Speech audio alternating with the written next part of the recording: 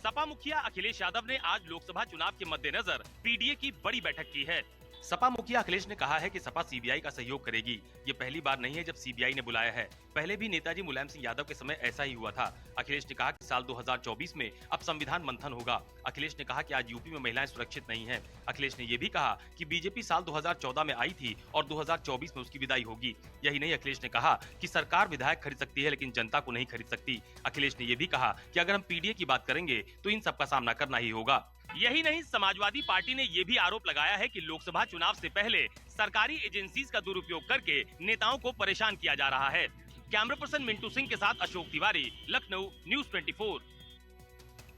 उत्तर प्रदेश के पूर्व मुख्यमंत्री अखिलेश यादव की मुश्किलें आने वाले समय में बढ़ सकती हैं। हालांकि सीबीआई ने उन्हें अवैध खनन मामले में आज दिल्ली तलब किया था पूछताछ करने के लिए, लेकिन अखिलेश यादव सीबीआई के सामने जो जानकारी मिल रही है कि वो पेश नहीं होंगे, बल्कि वो लखनऊ में अपने तमाम नेताओं के साथ आज बैठक कर रहे हैं लोकसभा चुनाव के मद्देनजर। आपको बता दें कि अखिलेश यादव को सीबीआई ने आज पूछताछ के लिए बुलाया था।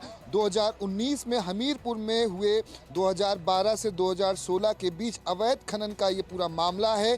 इस केस में कई अधिकारियों के नाम सामने आए थे। कैमरामैन दीपक के साथ दीपक दुबे, न्यूज़ 24 दिल्ली।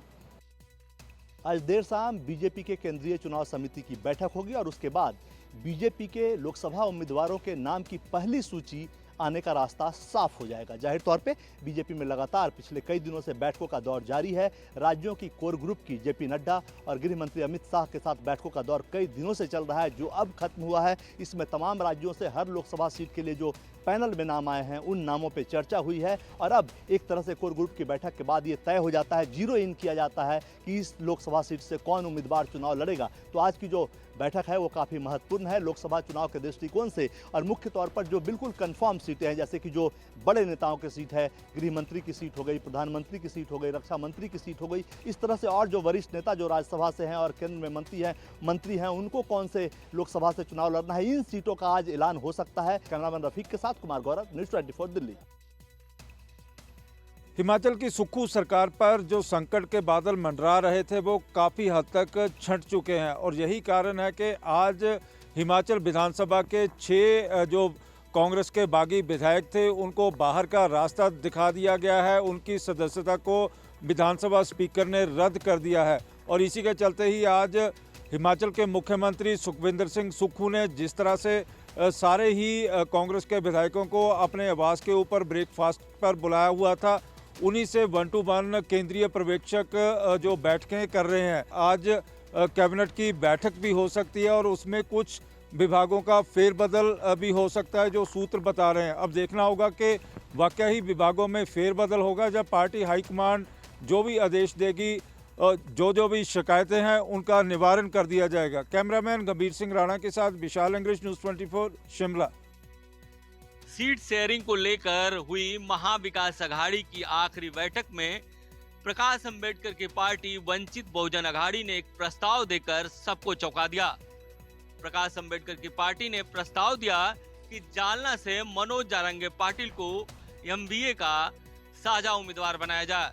इसके अलावा पुणे से डॉक्टर अभिजीत वैद को साझा उम्मीदवार बनाया जाए। इतना ही नहीं, प्रकाश अंबेडकर की पार्टी की मांग है कि कम से कम एमबीए लोकसभा में 3 मुस्लिम कैंडिडेट और 15 ओबीसी कैंडिडेट उतारे।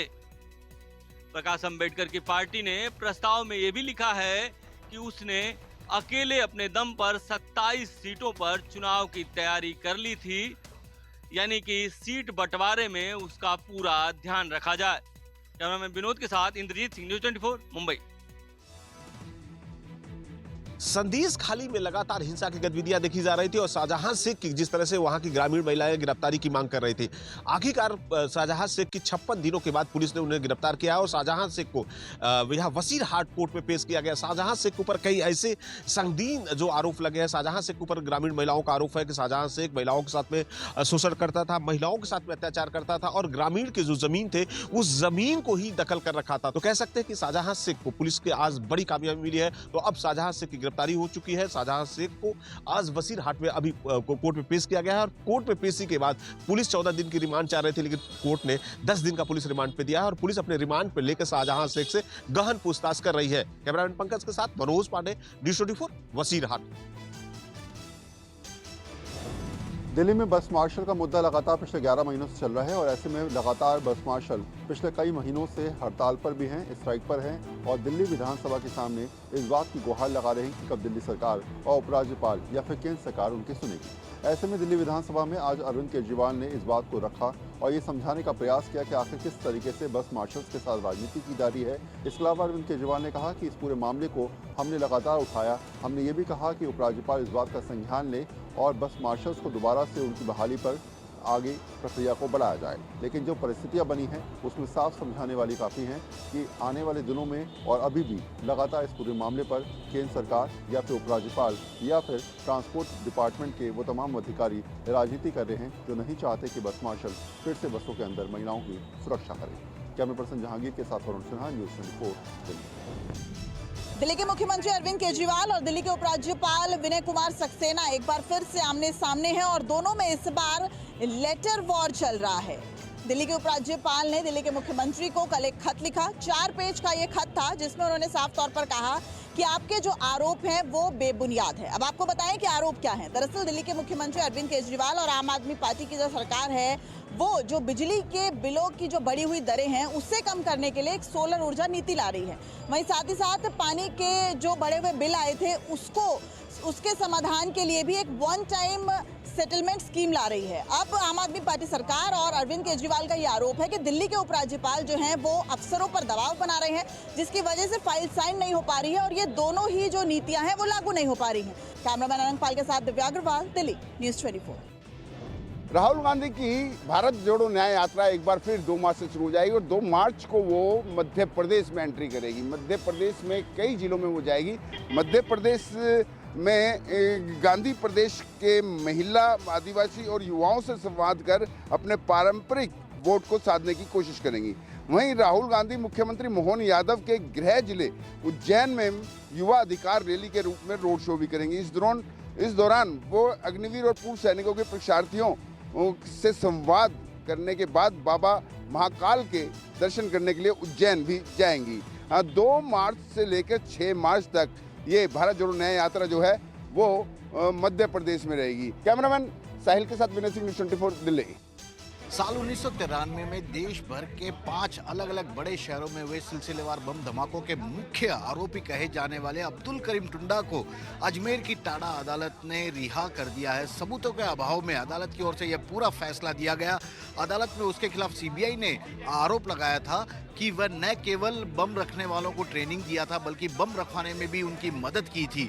जो सीबीआई ने आरोप लगाए हैं वे इस मामले में गिरफ्तार आरोपियों के बयान के आधार पर हैं, लेकिन न तो सप्लीमेंट चार्जशीट में टुंडा के बारे में कोई सीबीआई की तरफ से कही गई है, यानी कि जांच में कहीं ना कहीं बड़ी कमी सामने आ रही है। इसके बाद अब सरकारी वकील की ओर से इस पूरे मामले को चुनौती देने की भी बात की जा रही है। कैमरामैन विजय सिंह के साथ Srivatsan, Ajmer, News24। Mahadev batting app मामले में जांच कर रही जांच एजेंसियों को इस मामले से जुड़ी कई सारी चौंकाने वाली बातें पता चली है। जांच एजेंसी को पता चला है कि इस मामले में कमाए गए पैसे को हवाला के जरिए दुबई और दूसरे टैक्स हेवन कंट्रीज में भेजा गया था। ईडी सूत्रों ने बताया कि इन्हीं टैक्स हेवन देशों में से पैसा व्हाइट में कन्वर्ट कर वापस से भारत भेजा गया, जिसका निवेश भारतीय शेयर मार्केट और भारत की कई कंपनी में किया गया। सूत्रों ने बताया कि यह आंकड़ा करीबन 1000 करोड़ रुपए के आसपास हो सकता है। ईडी को जांच के दौरान कई ऐसे सबूत और ठिकाने मिले हैं जहां इन पैसों का डायवर्जन किया गया था। इसी सिलसिले में ईडी का मुंबई, दिल्ली, कोलकाता, रायपुर और मध्य प्रदेश समेत 17 जगहों पर सर्च ऑपरेशन भी जारी है। कैमरा पर्सन आंचल सिंह के साथ Ankush Jaiswal, News24 Mumbai. Gujarat national law university में हुई उत्पीड़न की घटना की फैक्ट फाइंडिंग रिपोर्ट पर आग बबूला हुई हाईकोर्ट ने कहा कि अगर लॉ यूनिवर्सिटी का ये हाल है तो हम कहीं चेहरा नहीं दिखा सकते। गुजरात नेशनल लॉ यूनिवर्सिटी में पिछले साल सितंबर में छात्र और छात्रा के साथ हुए दुष्कर्म मामले की पोस्ट सोशल मीडिया में वायरल होने और मीडिया खबरों के बाद गुजरात हाईकोर्ट ने सुओ मोटो दाखिल किया था और जांच के आदेश दिए थे। इसी मामले में जांच के लिए पूर्व HC न्यायाधीश हर्षा देवानी के नेतृत्व में बनी फैक्ट फाइंडिंग कमेटी की रिपोर्ट देख गुजरात हाईकोर्ट बहुत ही ज्यादा खफा हुई है। अदालत ने नाराजगी दिखाते हुए संस्थान को कड़ी फटकार लगाई है। फिलहाल इस मामले में कोर्ट ने यूनिवर्सिटी के रजिस्ट्रार और शैक्षणिक प्रमुख को नोटिस जारी कर जवाब मांगा है। कैमरामैन भारत का भूपेंद्र सिंह, अहमदाबाद, न्यूज़ 24। महाराष्ट्र के मुख्यमंत्री एकनाथ शिंदे के फर्जी हस्ताक्षर और उनके ही कार्यालय का फर्जी स्टैंप बनाकर सीएम ऑफिस से अधिकारियों के तबादले और फंड डिस्ट्रीब्यूशन का मामला अब सामने आया है। दरअसल सीएम को रोजाना सैकड़ों लोग मिलते हैं और वो सभी के एप्लीकेशन पर हस्ताक्षर करते हैं। उसके बाद उस पर स्टैंप लगता है और वो आगे की कार्रवाई के लिए चला जाता है। जब फ्रंट डेस्क ऑफिसर के पास ऐसे 10 से 12 पेपर आए जिसमें तबादले और फंड डिस्ट्रीब्यूशन का था, तब उनको शक आया और उन्होंने इसकी सीधी शिकायत मुंबई के मरीन ड्राइव पुलिस थाने में की। लेकिन सीएम ऑफिस में एक सचिव है ठाकरे, उस पर सभी की शक की सुई जा रही है क्योंकि ठाकरे पहले रेवेन्यू मिनिस्टर नारायण राणे के पास थे और मंत्री के नाम पर उन्होंने फर्जी हस्ताक्षर भी करवाए थे। कैमरामैन दिलीप अवेरे के साथ विनोद जगताले, न्यूज़ 24 मुंबई। दुनिया की पहली वैदिक घड़ी महाकाल की नगरी उज्जैन में लगाई गई है और इसका लोकार्पण करेंगे प्रधानमंत्री नरेंद्र मोदी। आपको बता दें कि वैदिक घड़ी की खास बात यह है कि सूर्यास्त और सूर्योदय से लेकर आकलन करती है और साथ में बताती है कि किस तरह से एक पूरा पंचांग होता है और जितने भी मुहूर्त हैं वो बताती है ये घड़ी, और साथ में ये भी बताएगी कि किस तरह से कौन सा मुहूर्त सबसे ज़्यादा अच्छा है और ये समय तो बताती है। साथ में पूरा जो गणना होती है, पंचांग होता है, पंचांग, मौसम की जानकारी, तमाम तरह की जानकारी है इस घड़ी से, वैदिक घड़ी से मिल सकेंगी। जो पर्व होते हैं, त्योहार होते हैं, उनकी भी जानकारी इसी घड़ी से, वैदिक घड़ी से मिल सकती है। कैमरा पर्सन कमलेश व्यास के साथ विपिन श्रीवास्तव, न्यूज़ 24 मध्य प्रदेश। बिहार के समस्तीपुर में लूट की एक बड़ी वारदात सामने आई है। शहर के बीचों बीच स्थित रिलायंस ज्वेलर्स को हथियारबंद अपराधियों ने अपना निशाना बनाया है। शाम 8 बजे जब ज्वेलरी की दुकान को बंद किया जा रहा था, ठीक उसी समय 7 की संख्या में हथियारबंद अपराधी जो हैं वो दुकान के अंदर प्रवेश कर गए और सभी कर्मचारियों को उन्होंने बंदूक की नोक पर खड़ा कर दिया और उसके बाद लूट उन्होंने शुरू कर दी। करीब 20 मिनट के लूट के बाद करीब 2 करोड़ से ज्यादा ज्वेलरी और कैश अपराधियों ने लूट लिया और 20 घंटा बीत जाने के बाद भी पुलिस के हाथ अभी तक खाली हैं। हालांकि पुलिस अभी दावा कर रही है कि वो सीसीटीवी फुटेज के आधार पर कार्रवाई कर रही है। कैमरामैन ऋषि के साथ सौरभ कुमार, पटना, न्यूज़ 24। जम्मू कश्मीर में आज यूथ कॉन्क्लेव 2024 का आयोजित किया गया। इसका मकसद है कि जम्मू कश्मीर के युवाओं ने जितनी उपलब्धियां हासिल की हैं, उन उपलब्धियों को प्रदर्शित करने के लिए उन युवाओं को एक मंच प्रदान किया जा सके ताकि जो बाकी जम्मू कश्मीर के युवा हैं वो उनसे प्रेरणा ले सकें और अपने सपनों की नई उड़ान भर सकें। उसी के साथ रोजगार मेले का भी आयोजन किया गया है। इसमें काफ़ी संख्या में जो युवा हैं वो पहुंचे हुए हैं ताकि वो जितनी भी यहाँ पर कंपनियां हैं उनको अपना बायोडाटा दे सकें और ये कंपनियां जो है उन युवाओं को रोजगार देंगी जिनमें काबिलियत होगी, जिन युवाओं ने अपनी अपनी योग्यता के अनुसार जिन कंपनियों में रोजगार की अप्लाई किया है, ये कंपनियां जो है उन्हें रोजगार मुहैया करवाएंगी। कैमरामैन पवन के साथ पंकज शर्मा, न्यूज़ 24 जम्मू। मुंबई एयरपोर्ट पर बड़ा हादसा होते होते टल गया है। घटना 22 फरवरी की बताई जा रही है। जानकारी के मुताबिक मेन रनवे पर एक समय पर एयर इंडिया की फ्लाइट मुंबई दोहा उड़ान भरने के लिए तैयार थी। उसी समय एयर अस्ताना विमान को मुंबई से अलमाती जाना था, पर वो गलत टैक्सी वे पर आ गया जो सीधे मेन रनवे पर जाता है, जिस रनवे पर एयर इंडिया की फ्लाइट ने टेक ऑफ शुरू कर दिया था। उसी दौरान इंडिगो की फ्लाइट नागपुर से मुंबई की एयरपोर्ट पर जो है लैंडिंग हो रही थी। लैंडिंग भी मेन रनवे पर होनी थी, पर एटीसी के सतर्कता की वजह से इंडिगो की फ्लाइट को जो है लैंडिंग से रोक दिया गया। इस पूरे मामले को लेकर डीजीसीए ने जांच के आदेश जो है वो दे दिए हैं। कैमरामैन विनोद सिंह के साथ राहुल पांडे, न्यूज़ 24 मुंबई। बिहार विधानसभा में आज सरकार ने लोक निगरानी विधेयक को पास करा लिया। इस विधेयक के तहत अब बिहार में सार्वजनिक प्रतिष्ठानों जहां पे लोगों की आवाजाही रहती है वहां पे सीसीटीवी लगाना अनिवार्य हो गया है। यही नहीं, इस विधेयक के मुताबिक अब संबंधित इलाके के पुलिसकर्मियों की अगर जरूरत होती है तो वो इन सीसीटीवी फुटेज का इस्तेमाल साज के रूप में कर सकते हैं और इसके लिए उन्हें अधिकार होगा। यही नहीं, अगर जिस प्रतिष्ठान में ये सीसीटीवी नहीं लगाए गए हैं उनके मालिक या फिर उनके जो संचालक हैं उनको 25,000 रुपया प्रति महीने के दर से उनसे जुर्माना भी वसूला जाएगा। कैमरामैन समीक्षा अमिताभ ओझा, पटना न्यूज़। कैंसर के मरीजों के लिए एक अहम खबर। देश के सर्वश्रेष्ठ संस्थान टाटा मेमोरियल हॉस्पिटल ने एक दवा इजाद की है। ये दवा कैंसर की रोकथाम में काफ़ी मददगार साबित हो सकती है। कहा जा रहा है कि कैंसर के इलाज के दौरान कई बार क्रोमेटिन जो होते हैं वो छोटे छोटे कण होते हैं जो कि अच्छे सेल्स को प्रभावित करते हैं और उसकी वजह से कई बार कैंसर का रिकरेंस होता है, यानी दोबारा से कैंसर का अटैक होता है और साथ ही साथ कई बार थेरेपी देने के दौरान भी साइड इफ़ेक्ट्स हो जाते हैं। इसी की रोकथाम के लिए ये दवा इजाद की गई है। कहा जा रहा है कि 1 दशक से इस दवा पर काम किया जा रहा था, लेकिन अब इस पर काम पूरा कर लिया गया है। कैमरा पर्सन कलिकांत झा के साथ पल्लवी झा, दिल्ली न्यूज़ 24। पाकिस्तान का हुक्का पानी बंद हो गया है क्योंकि शाहपुर कंडी बांध के गेट को बंद कर दिया है और इसमें जल भंडारण शुरू हो चुका है।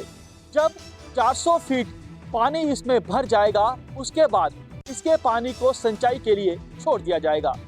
जम्मू कश्मीर पंजाब के किसान बेहद ज्यादा खुश हैं क्योंकि वर्षों से उनकी ये मांग रही है कि रावी का पानी उन्हें मिलना चाहिए क्योंकि उनकी जमीनें जो है वो बंजर हो रही हैं। साल 2018 में सरकार ने शाहपुर कंडी बांध का शिलान्यास किया था और अब बांध का काम लगभग पूरा हो चुका है, गेट बंद हो चुके हैं और जल का भंडारण शुरू हो चुका है। कैमरामैन पवन के साथ पंकज शर्मा, न्यूज़ 24, जम्मू।